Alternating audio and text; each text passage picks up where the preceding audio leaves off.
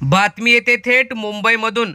शिवसेना उद्धव बाळासाहेब ठाकरे यांच्या पक्षाला घाबरून मनसे आणि शिंदे गटाने अखेर घेतली या निवडणुकीतून माघार। भाजपाला पाठिंबा देण्याची शक्यता, परंतु भाजपाने सुद्धा या निवडणुकीत भाजपाचा सुपडा साफ होण्याची भीती व्यक्त केलेली आहे।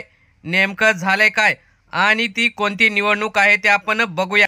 मुंबई विद्यापीठाच्या म्हणजेच मुंबई सिनेटच्या निवडणुका या 22 तारखेला होणार आहेत। त्या अगोदर 12 ऑगस्टपर्यंत अर्ज भरायची मुदत होती, मात्र एकनाथ शिंदे आणि राज ठाकरे यांच्या पक्षाने एकसुद्धा अर्ज भरला नाही। या उलट आदित्य ठाकरे यांच्या युवासेनेने 10 पैकी 10 आपले उमेदवार तगडे दिल्याने भाजपा आणि शिंदे गटात पराभवाची भीती व्यक्त केली जात आहे। गेल्या सिनेट निवडणुकीमध्ये आदित्य ठाकरे यांनी 10 पैकी 10 जागा जिंकत आपलं वर्चस्व प्रस्थापित केलं होतं। यावेळी सुद्धा भाजपाचा सुपडा साफ होण्याची भीती व्यक्त केलेली आहे, कारण त्यांनी दिलेले उमेदवार अजून कोणाला माहीत सुद्धा नाहीत।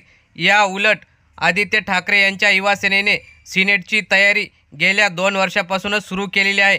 त्यामुळे येणाऱ्या या सिनेटच्या निवडणुकीमध्ये आदित्य ठाकरे यांची युवासेना 10 पैकी 10 जागा जिंकत भाजपचा सुपडा साफ करेल, यात काही शंका नाही। तुम्हाला काय वाटतं मित्रांनो, सिनेटवर कोणाचा झेंडा फडकेल? आपल्या प्रतिक्रिया कमेंट बॉक्समध्ये नक्की कळवा। धन्यवाद।